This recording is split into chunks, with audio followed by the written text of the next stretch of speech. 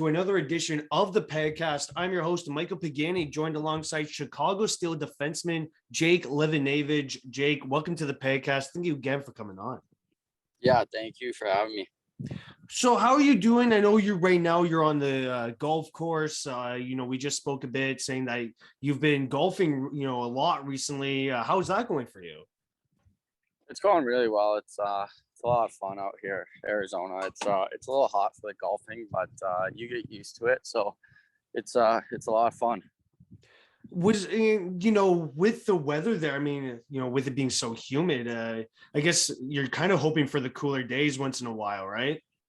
Yeah. I mean, we're usually hitting from the 90s to 100s here. So, occasionally you'll have that good day about 90 degrees. So it's actually a lot of fun. And when you get those cooler days, it helps out for the golf for sure.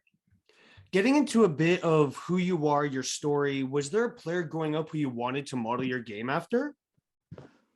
Growing up, I say I look up to my brother a lot. He's kind of who got me into hockey, and him helping me as well was huge. I would say growing up, obviously from Arizona, watching Auston, that was a huge piece of my career too. Obviously seeing an all-star like him and an MVP at the highest level you can be was pretty special for me. And being able to train with Auston in the summer and everything like that was huge. You mentioned that Auston Matthews, he's obviously from Arizona. He must have had a big influence on you starting hockey there. Yeah, he did. Him and my brother, I'd say, are my two guys I definitely look up to. My brother kind of got me started. But obviously, being able to train and see Auston develop at such a high level and kind of what he's done so far in his career is a huge piece for me. Being able to watch him and see him grow the game in Arizona, obviously also with Josh Stone and Matthew Nye so far. It's a huge influence on me because you see little kids at the rink and everything, and you see them wanting to grow up and play at the highest level possible. And it's pretty special to kind of see those guys and skate with the younger group and obviously give back to what you had. And you're obviously in those kids' shoes at one point as well in your career. So being able to see Auston and kind of what he's done and helped grow the game down here was definitely a huge aspect of mine and helped my career for sure.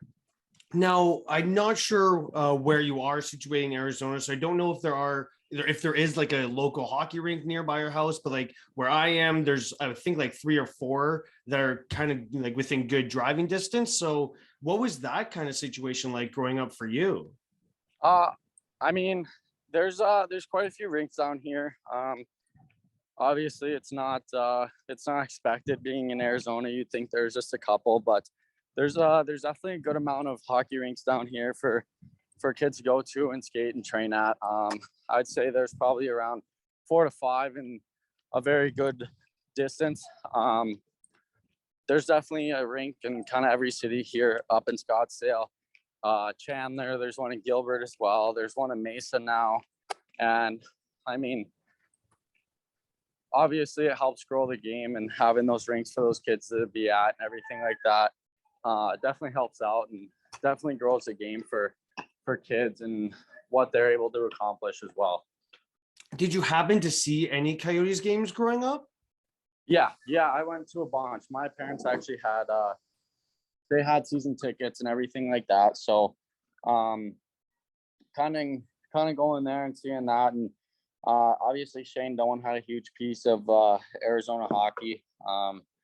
I'd say he was definitely one of the biggest ones here in Arizona. He was definitely the best Coyote there ever was, and I think will be for a very long time.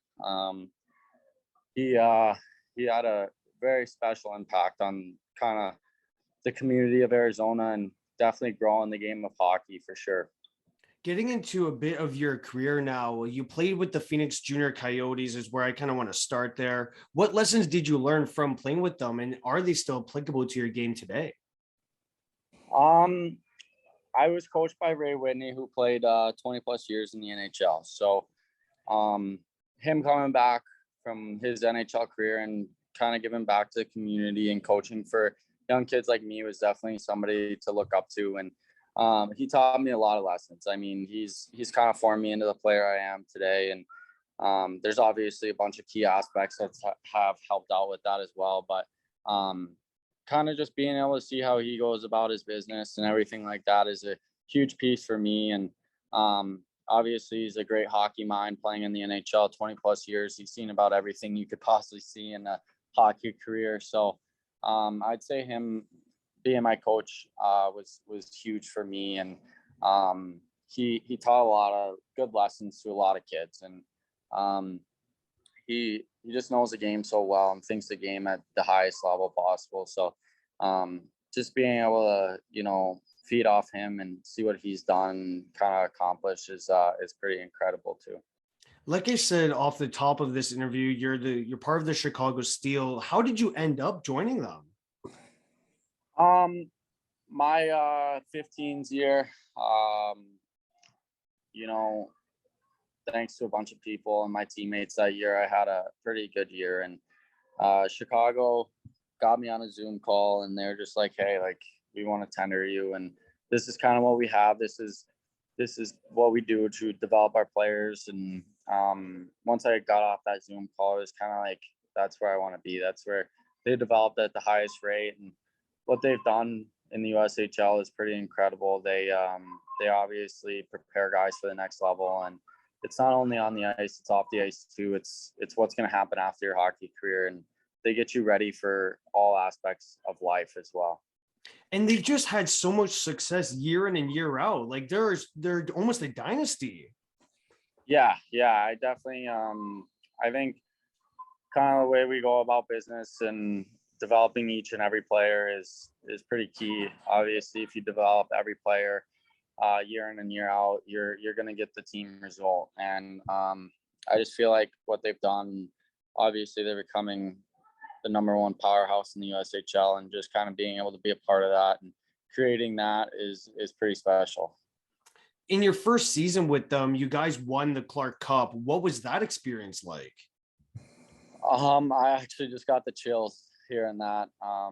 It was incredible. It was special, and being part of such an amazing group. And I mean, it was definitely one of the best teams there was in the USHL ever. So being a part of that and the guys that have come out of that team and what they've done, it's incredible. And I mean, Matt Coronado, Sean Farrell, Josh Doan again, Mittendorf, Brian Ufko, Colton Heward, the list just goes on forever. Being able to learn from those guys and their experiences was incredible. And it's helped me through my career to this point, and last year a bunch. So it was pretty special. Like we're talking about, the Steel are always favorites to win the Clark Cup year in and year out. Given the talent every season, with the bar already set so high, how do you guys make sure to either meet expectations or go on and exceed expectations? I just think it's coming to the rink every day with purpose. And I mean, at the end of the day, if you do what they kind of put on your plate, you're going to get there. And if you come to work every single day at the rink, put your head down, just don't worry about other things. You worry about that day in and day out. The result's going to come. There's high expectations there. They hold you to a standard, and if you're not going to meet that standard, then they're going to have talks and whatever. And I just think with the past they've had, it's pretty special to go in there and day in and day out train at that place and be with the guys in the locker room. It's unbelievable.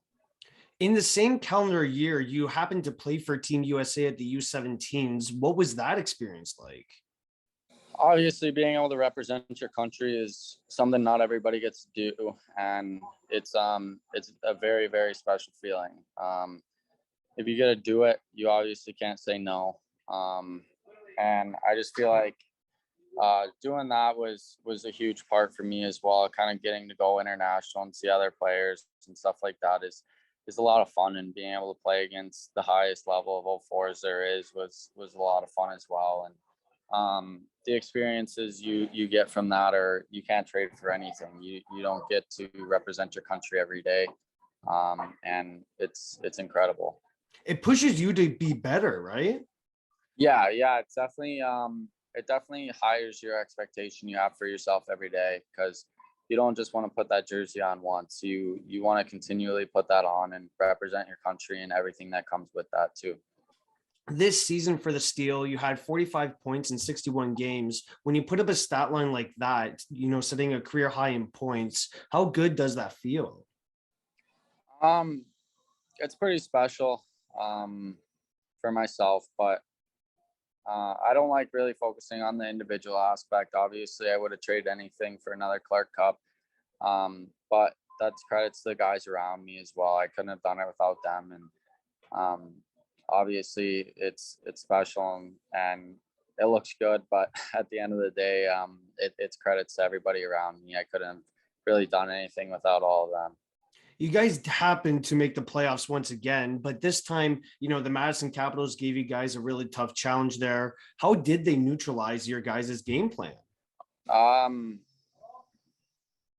I would say their goaltender, Simon Latkozy. He was our goaltender when we won it, and I mean, he's unbelievable. Obviously, they had a good game plan for us. They've learned throughout the season that you can't give us room and time and everything like that, and they did a good job neutralizing that.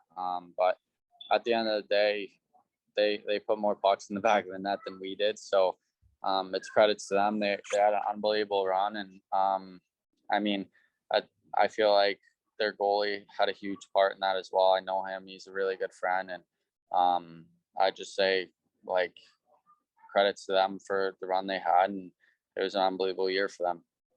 It must have been weird seeing Simon Latkozy, who was a former teammate of yours, go up against you guys in the first round and unfortunately end up winning.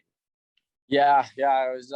It's pretty cool for him. Obviously, he's an unbelievable goalie, and it was tough kind of seeing him on the other side, but he had a great USHL career, and he's going to continue to have an amazing career, and he's definitely got a future ahead of him. The U17s weren't the only time you kind of represented Team USA. You played for them at the Linko Gretzky Cup. What were your feelings when you did don the American jersey kind of at that tournament? It was very special. Obviously, like I said, you don't get to put that jersey on every day, but to be able to do that and go overseas and have an international tournament was pretty special. Did the bigger ice kind of surprise you at first?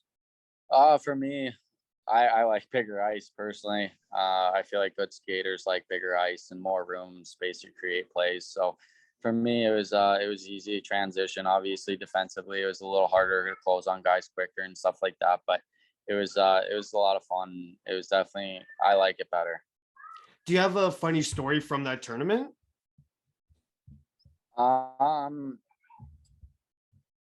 Not really a funny one. I got a pretty good one though. Our first game was against Slovakia, and Slovakia, obviously their country is gonna be there and they're gonna be rooting for them. So we got out there, and I haven't had any experience overseas with that, and I got out there and some guys were beating drums and screaming Slovakia and stuff, and I mean, I got out there and I was like, what is going on? What the fuck is this? Yeah, I didn't realize the drums were going to be bumping during the game, but it was a great experience, and it was a lot of fun. That's how they get dialed in over there. Yeah, it's once you hear the beat of the drums, it's go time. You're committed to the University of North Dakota. Why did you decide to commit there? Ever since I've been 8 years old, I walked into the Ralph, and that place is special. I told my dad as soon as I walked in there, that's where I wanted to play college hockey, and the staff there is unbelievable and capable of whatever the players want to do that year. And I just say, like, the winning culture there is huge. You got to bring that everywhere you go, and to be able to go from Chicago to North Dakota is pretty special. Have you figured out what you're going to be studying there? Not yet. I'm still a year out, so we'll kind of see. I know they got a pretty good pilot school. I don't know if I'm gonna go be a pilot, but just whatever. Honestly, what kind of gets me through school and what can help me in the future. For sure. Well, you still have a lot of time left to make your decision, right? So it's not as though you're pressured to make one today. Yeah, exactly. I still got a year, so you can obviously switch it up while you're there too if I don't like it or something like that. But it's definitely got to be something that's gonna, help me in my future and after my hockey career. Are you excited to play some of your teammates in the NCAA? Yeah, it'll be a lot of fun. I feel like you become brothers kind of in the locker room over the years in Chicago and stuff. So being on the other side and be able to compete against them, you obviously compete against them every day, and obviously the talent is there. So being able to compete against them in an actual game and pretty high stakes is a lot of fun. You have to work on some of your chirps. Yeah, I got a couple. I got stories for some boys, so it'll get dialed in. You're a draft prospect for this summer's draft. How have you made sure to focus on your play and not so much the rankings? Um, Honestly, I feel like, they come out with the rankings all the time. And personally for me, I've kind of always kept in mind that those guys aren't making the picks. Yeah. Um, at the end of the day, the teams are making the picks and what they need. So, I mean, it kind of goes hand in hand. Obviously kind of keeping your mind off that and just focusing on your play is huge, because that can obviously get in your head and be really hurtful for your career and stuff. So kind of keeping narrow focus and just knowing always that those guys aren't making the picks and teams got to make the picks themselves. So that's always been key for me this year. What are you hoping to bring to the team that drafts you? Obviously my offensive play. I just hope like being able to stay healthy and everything. Being able to continue to grow my game, get bigger and stronger, and become a threat at the highest level possible. And I mean, you just got to focus on that. I feel like getting better every day is huge, and being able to kind of make sure you're going to be a threat at the highest level, and just play to the highest standard possible.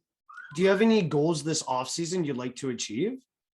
I'd say definitely getting bigger and stronger. I'd say that's my number one goal this summer is getting bigger and stronger. And I'd say obviously getting on the ice 2 or 3 times a week, just kind of critiquing skills and stuff like that. But definitely my number one goal is getting bigger and stronger. If you were to play another sport, what would it be? Probably baseball, honestly. I played baseball growing up, so I'd say baseball. Were you a good baseball player? I like to say I was. I don't know, but I was 10, 12 years old. So I mean, it goes hand in hand. You could be good at 10 or 12, and it could not take you anywhere. So I like to think I am, but I'll never know. Yeah, exactly. What position did you end up playing when you were growing up?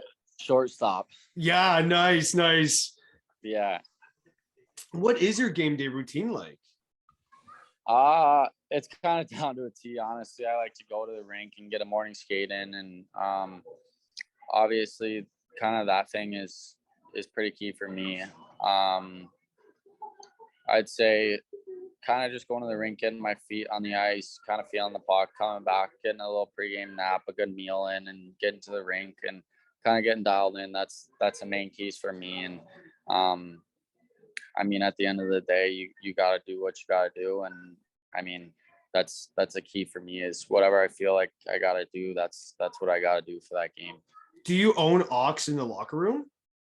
No, I don't. Adam Fantilli had it this year. So there's some controversy on that sometimes.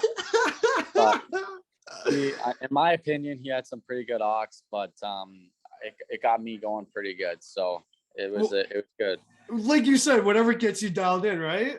Exactly. I feel like you got to block that out sometimes. If you don't like a song, you just got to be in your own head, whatever song you want. So it was pretty good. Did you have a favorite arena that you traveled to this season?